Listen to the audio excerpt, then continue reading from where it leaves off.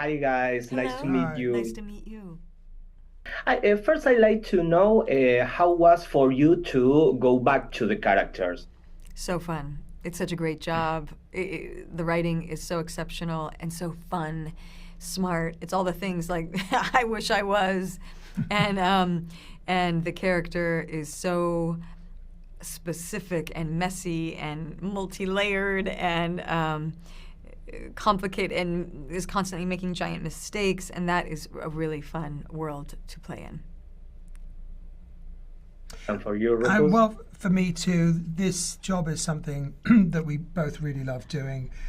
And in the past, you know, whenever I've been, and it hasn't happened many times that I've been involved in shows that have a long life in terms of doing a few seasons, there's always an anxiety that something will keep its quality, because very often things start a certain way and the writers change or whatever. The battle is to keep things as good. So I've always liked doing something, and as soon as it's good, I want to stop. Because I hate being involved when it goes off. This is something, the new scripts come in and they might be vastly different in terms of story and energy, but what you loved about it remains the same. And that's been so consistent on this. So coming back and meeting with the characters in a different place, but the DNA is the same. I just love doing it.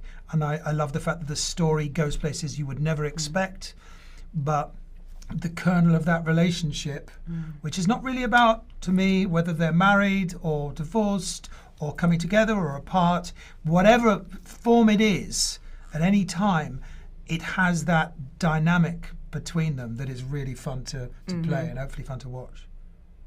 Of course. And what do you learn from them in this season? Something that in the first season don't have. I think what's new for Kate and Hal in this season is, the first season, a lot of the energy that they have together was displayed in friction, with their annoyances with each other. Kate was really frustrated a lot with Hal. And I think the nature of this big explosion that happened and Hal being hurt really enormously changes that dynamic, and Kate comes back in a very different way, and the whole tone of their relationship is different, and they get very close again, as happens. They're thrust into this very serious situation where they don't know who to trust, and they're trying to figure something out. And that is one thing that they have, and they have always had, is they trust each other in their work environment. They work very well together, and so I think... With that small caveat. Yeah, exactly. Yeah. So I think they need each other, or she needs him to get through this. Yeah, and I would say, everything that she just said, but also for Hal, there's an extra element that I think he's not experienced before, is to be physically infirm because of the injuries.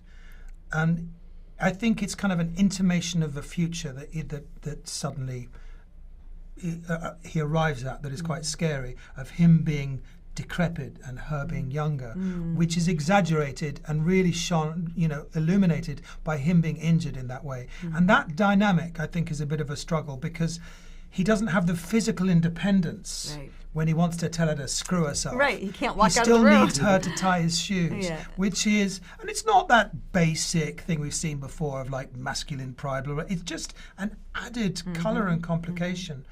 And I with this show, I love the complications. The more the merrier. Yeah. Keri, Rufus, thank you for your time. Thank you. Thank you.